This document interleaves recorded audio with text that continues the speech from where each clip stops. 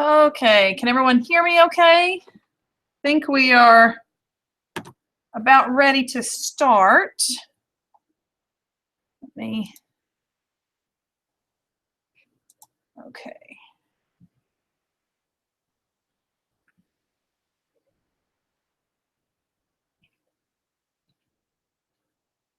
Okay. All right, so my name is Janelle Bain. I teach second grade math and science at Sewell Elementary.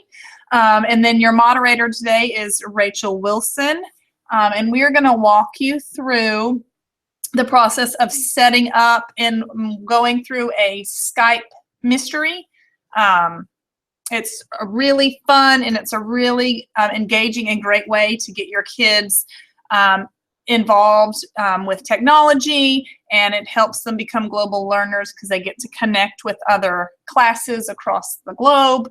And it also is a great way to get some social studies in and really look at some maps and the atlas and start learning how to do some research to answer different questions. And it's just, the kids really love it. And so I hope by the time you're done, you're excited and are ready to try it out yourself.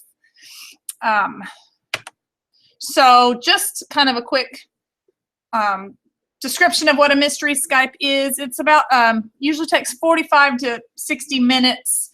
It's a critical thinking challenge that you take part in while you Skype with another class somewhere in the world.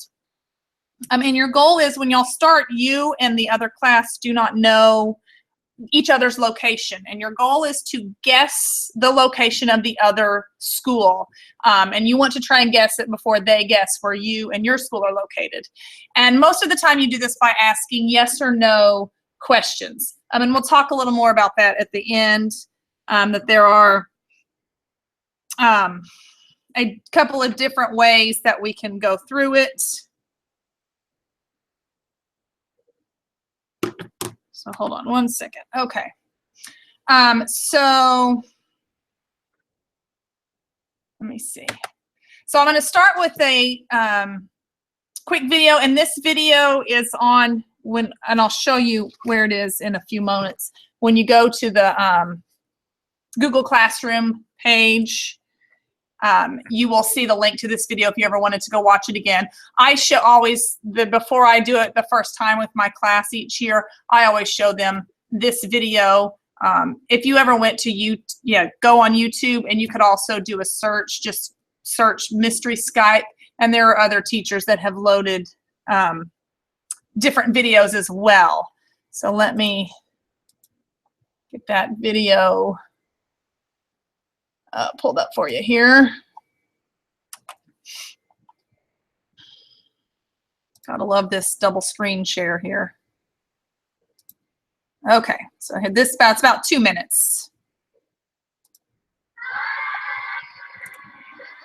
In my classroom, I'll grasp onto any technology that can expand the kids' possibilities. Greer, come on up. Learning comes from a teacher that's willing to take a risk and do something new and bring in these powerful tools. Hi, welcome to Mystery Skype. One of the key tools we're using right now is Skype to connect with other classrooms. It's so powerful to connect them beyond these four walls. Are you in the United States? Mystery Skype's a chance for the kids to connect with other students around the world. Are you east of Mississippi? No. It's a challenging game for them. They have to critically think. It helps the kids understand other cultures in other countries. Are you in the U.S.? No, we're not. Are you somewhere in Mexico? Yes. It's a powerful tool to see kids learning from each other. Hey, Mateo, one of the readers now to see their critical thinking process is far better than any test I can give. Because the methodically learning seems to be really fun. It's more like a game instead of the teacher telling you this is what we're going to be doing. It's a team effort to really win Mystery Skype. Do the Rocky Mountains run through your state? No. I mean, really, it takes a team to do anything. And this is a chance for them to experience that collaboration. Are you in Baja, California? You can see those light bulbs going off and just that connection that they're making. How better to do that than to actually connect with our kids all over the world? Do you have dry weather? Yes, we do. Technology empowers our class to be able to learn beyond our four walls. I'm just a passionate educator who wants to make an impact for kids. I'll take risks to try to expand their learning beyond what they could have ever imagined. Are you in Mexico City? Yes, we are.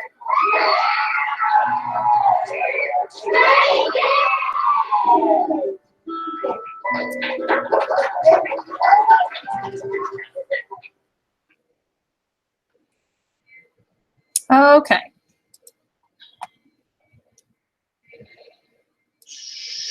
Okay, so let's start by just talking about how to get set up to do a mystery Skype. So the first thing you're going to need to do is go to the Microsoft webpage. If you don't have a Microsoft Education account, you'll need to register for one. It's pretty quick and easy to do, and I think you can link it to, if you have a Facebook or a Twitter or a couple other different accounts, you can link it to that, and basically then you just confirm your information, and then it sets you up with Microsoft really quick. And so when you go there, hold on again, let me get this double screen. It will look like this. Oops. And you will log in from there, which I thought I was already logged in, trying to be prepared, but I think I can show all this without doing all that. So once you're logged in, if you scroll down, and then you can see different ways that you can use Microsoft and Skype in your classroom. And so I encourage you to kind of look into all of those different ways, but today we're going to focus on the mystery Skype. So once you're logged in, if you just click on mystery Skype, and then from there that you can click to watch the video that we just watched. If you want to, again, show it to your class before y'all get started for the first time. And then from there, if you just scroll down, it is where you will go to try and find a class to connect with. And you can look at this in a map view. And I mean, you can go, it's not just in the United States, but it shows all over the world with other classes that are looking to connect as well. You can go from the map view. There's also, if you go to tile, hello tile. Well, it's supposed to go to kind of a list view. I'm not sure why it's not doing, oh, there we go. So then you can also go to a list view. So whatever you're more comfortable with, helping you find a classroom. You could also search if you had something specific, maybe a specific class or a specific country, or I mean a specific grade level or a specific country. You could go in and search and kind of narrow down your choices, because sometimes it does get overwhelming because there are so many classrooms that are wanting to connect. Just each little smiley is a different class looking to connect. And if you just click on one, and then you can click more. Oh, I guess I gotta sign in. Gotta remember what my sign in is.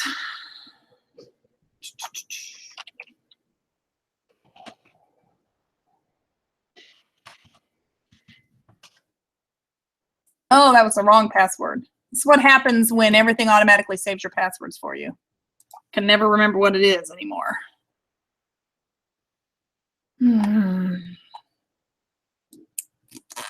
Hold on a second.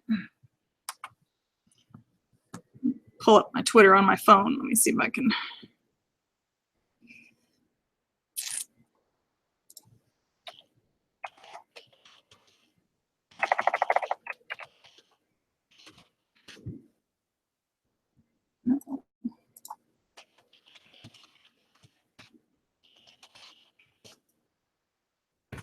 Ah, there we go.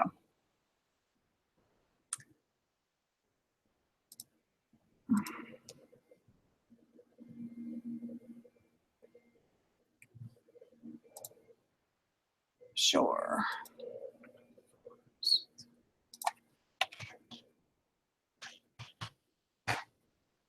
Okay. That should have us. back in. There we go.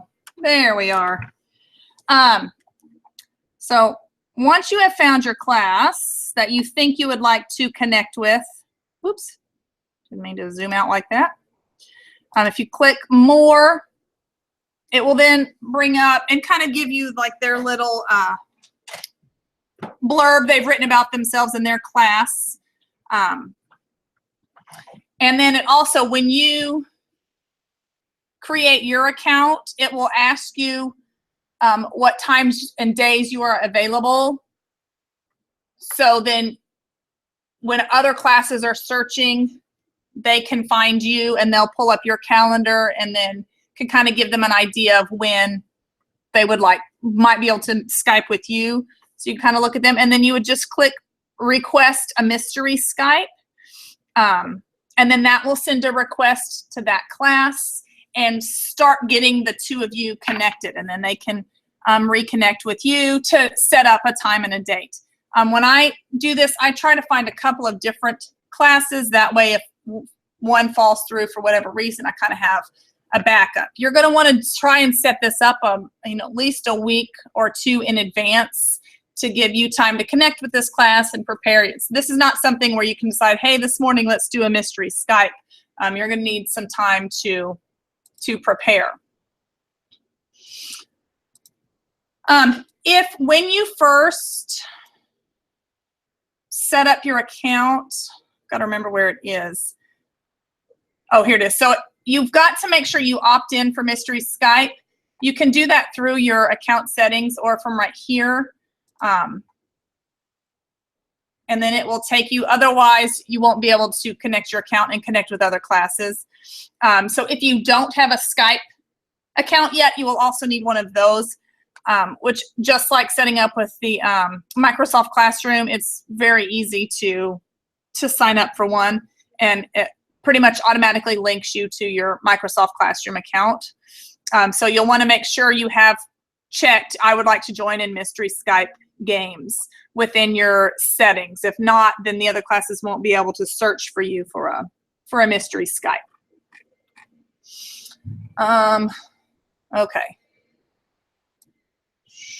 So we'll go to your home page and then you'll find your map.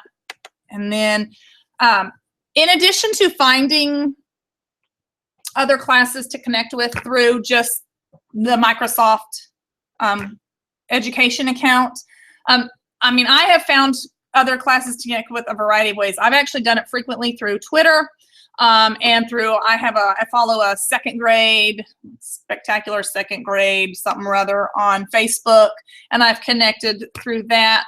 And I've also just connected through contacts that I have, within my school and other schools, just talking to other people. So basically any way you can think of to reach out to another educator and get connected with your class, it's just real simple. Just say, hey, and like the first time it happened to me, I had another teacher at a different school ask me about it. I had no clue. So she just kind of sent me a quick synopsis of what it was. And I said, sure, we'll give it a try. And then I was hooked instantly. So no one even found me through any technology type of way. They just, just chit-chatting one day. So if you're going to use Twitter, hashtags are really helpful, like hashtag mystery Skype, and then asking people to share your tweet so that more people can see it. And then you'll just, start getting replies back from people. And then the more connections you make, they'll have other people that might say, oh, look, we Skyped with this group too. They might be a good one to try as well, and just kind of start making those connections with other people. So once you're connected with another class and y'all are now ready to start preparing for your mystery Skype, you're number one going to want to make sure if you are in different time zones that you account for that time zone difference. So, if there's an hour or two difference, just make sure y'all keep that in mind as you start planning, and you don't accidentally set up a mystery Skype for when, you're at lunch or they're not at school or whatever.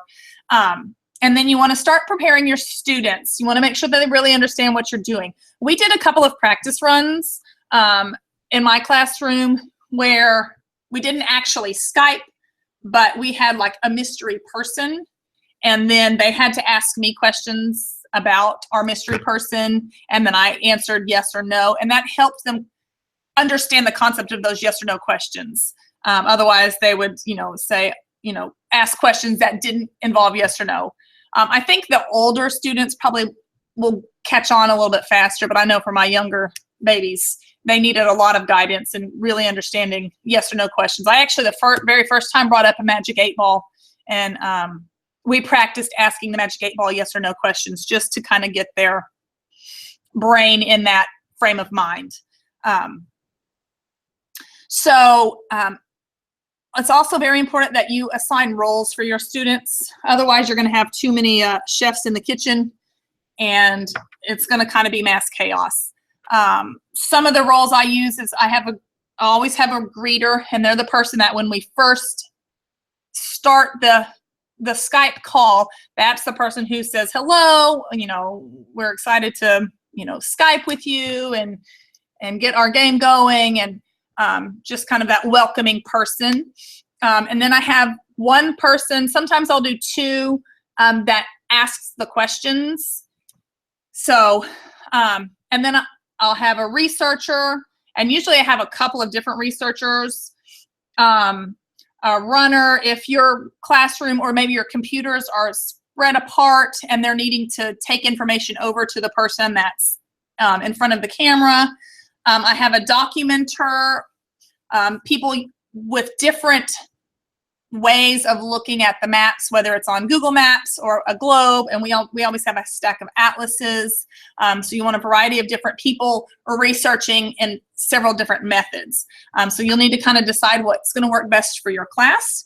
And for some of those, especially like the researcher and the mappers and stuff, those are things you're definitely going to want to practice before you do your first call, kind of teaching them how to get on Google Maps, how to start looking at the map, being able to zoom in and zoom out and searching that way, or teaching them how to kind of look through the atlas and use the globe and things like that. And then you're just really going to want to practice as much as you can. Practice not only doing the research, but practice what kinds of questions they're going to want to ask. Because a lot of them immediately want to just start asking, are you in Texas? Are you in Oklahoma? Are you in California? And so we want to start kind of guiding them to ask more broad, general questions in the beginning. And then as they start getting the answers, being able to narrow it down to more specific types of questions. There are a few other ways. And so like right now, when I do mystery Skypes, we pretty much just do the yes or no questions. It's kind of like a game of 20 questions almost. But there are a couple other ways you can do it. The first few times I did it, instead of asking yes or no questions, I assigned each student a clue, and the other class did the same. Each of the kids in their class were given a clue, and then they had to illustrate that clue and provide information based off of that clue. So we did, and we were trying to get just the closest, again, the first couple of times we did, the closest metropolitan city. We weren't even narrowing it down to Saxe. It was just trying to get them to guess Dallas, Texas. And so I had assigned each student a different landmark in the Dallas area, like Reunion Tower and things like that. And then they illustrated that landmark and then had to give a fact about what that landmark was and why that landmark, was significant to our city. And then each child got up in front of the camera and they showed their picture and described what the picture was. And then after everyone gave their clues for our class, then the other class gave their clues. And then we took time for each class to do their research. And then we reconvened and gave our guesses as to what our location was.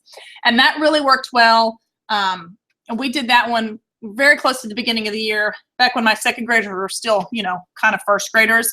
And so for them being so young, that really worked well. And then towards the end of the year, we then shifted and tried to do the yes or no questions, and they did really well with that too. So again, you just kind of look at your class and what you think is going to work best with your class, and then talk with the other class that you're Skyping with, and y'all just decide what's going to work the best for you. There really are no hard and fast rules. Y'all just kind of make it work for each other. And then a couple of times we've done just kind of a hybrid where we've shown our landmarks. We had a few landmarks. I think we didn't do the full class set of landmarks. I think we had like 5 or 6 kids with a landmark. And then we asked yes or no questions and used both of those to help narrow down locations. So like I said, whatever you think is going to work best for your class and the class that you're Skyping with. Is just communicate with the other teacher and make it work the best for each of you. You do want to keep privacy concerns in mind.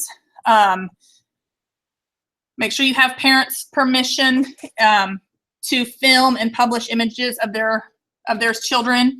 And if not, then those kids can still participate fully, but just they need to be in areas where they're not in front of the camera. You know, those are the kids where usually they're like my runner, or they're the ones on the computer doing the research and things like that. And I do try to rotate jobs. I try to get, about 2 to 3 mystery Skypes in each year. And I try not to have people have the same job more than once unless I just absolutely have to. Also, before you begin, you're definitely going to want to discuss what appropriate behavior is going to be while you're doing a Skype call with another class. And we try to talk about that. Not only are we representing our class, but we're representing, 2nd grade. We're representing Sewell and Saxe and Texas and even the United States. A couple of times we had mystery Skyped with people in South America. And, so trying to explain to them that we don't want them having a negative opinion of the United States because of the way we've acted on our video. Sometimes in the very beginning, they get, especially the first time or two you do it, they get really excited and really hyper and, start getting a little bit silly and goofy. So we try to get all of that out before we begin, just so that when it's time to actually start the call, everyone is focused and serious and professional. I will say my number 1 tip, which I learned the hard way, is to have a Google Doc created so that the whole class is able to collaborate and communicate with each other, and you're not having to yell across the room, or you're not having people running all around the room like maniacs trying to get information to each other. I usually use I've got my 4 classroom computers and then a set of iPads. So I try to make sure everyone has access to the Google Doc. So if anyone thinks of a question, they can just type it into the Google Doc and then it comes up for everyone. So then whoever the question asker is or whoever the researcher is, they're able to see that and then they can ask it when they feel it's the right time to ask that question. It also helps keep them from repeating the same question over and over. And then we also use our Google Doc to keep track of the questions the other class has asked and what answer we have given. And I do that mostly so that then when we are finished and we are able to go back and look at, okay, here are the questions we asked, here are the questions they asked, and we can kind of discuss, okay, which were good questions, which questions were not so good, and why do we think they weren't good. But being able to go back and look at everything that was asked was a really good learning opportunity for us, so that it helped us improve our game, our mystery Skype game in the future. I'm trying to pull up a sample of my Google Doc that you can see, and I just put it on, I think it was Google Sheets, and there we go. So just like, so anyone that had access to the Google Doc then is able to just type in the questions that we've asked, and then they just could type in, whatever they want. Are you in Vermont? I'm only thinking that because my husband just left there. They're on a business trip this morning. Are you in Vermont? And so then other people can type in their questions, and then whoever's asking the questions can just continue to scan down and see what hasn't been answered yet. And then I have, my note taker who's over here answering or typing in the answer and typing in any questions that we've asked as well. So you can, if you prefer just using paper and pencil, that's fine, but it ends up with people kind of running around the room trying to pass papers, and those kids in the hand going, oh, pick me, because they want their question being asked. So I just find the Google Docs makes it a whole lot easier to manage the classroom during your Skype. And then, oops. A couple other just pointers that I didn't think about until after the fact. If you have kids wearing school shirts, either cover them up or have them inside out, or have them where they're not in line of the camera, because the other kids are usually pretty smart and they see that and they're able to go Google it right away and figure out where you are almost immediately. Or if someone's wearing a Dallas Cowboys jersey, it's going to help them narrow down our location a lot faster. Make sure that kids aren't saying the name of their school or their city and their state as they're talking, even in the background, because the microphone's going to pick things up a lot louder than you realize.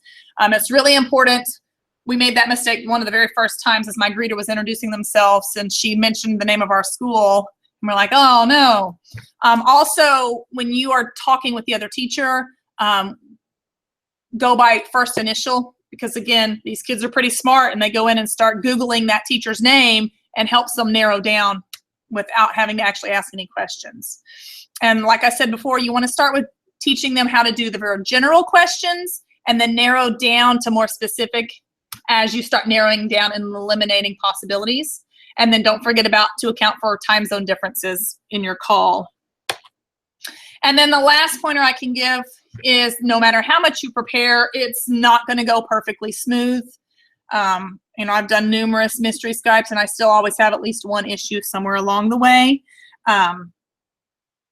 So just be prepared for those bumps. And I've always just said, you know what, it's a great way to model for your students that, hey, you know what, not everything in life is going to go according to plan. You got to learn how to problem solve, how to persevere and overcome those obstacles and still end up having a successful, call by the time you're done. So, and I think it's just a really good learning experience for these kids to see that, hey, even as teachers, it's not always going to go the way we thought it was going to go. So I think that just about covers it. I know it's a lot of information. I will tell you, if you just go into Google and just Google Mystery Skype, there are numerous websites out there of other teachers that are way more experienced in Google's Mystery Skype calls than I am. Just go and start reading their blogs and their posts, and go to YouTube and Google Mystery Skype and start watching some of the videos. I will say those are the things that have helped me the most, that and just getting in and doing it. And I always admit to the other teacher, hey, this is our first time doing it as a class, or this was my very first time to do it. And a lot of the times you're going to find that the other teacher's like, oh, this is our first time as a class to do it too. And you just realize that y'all are all learning together. So I think that just about covers it. Make sure you do not leave until you get the link to get your credits for this that Rachel should post for you there in the comments at the bottom. And I thank you for taking the time to come and watch, and I hope you at least got something out of it. And I'm over at Sewell Elementary if you want to search for me, if you have any questions or need some assistance or some problem solving, if you trying to get into it, need some further help, please don't hesitate to contact me. I'm Janelle Bain and I'm at Sewell. I'm sure you can just pull me up in the address book pretty easily, and I appreciate your time. Thank you.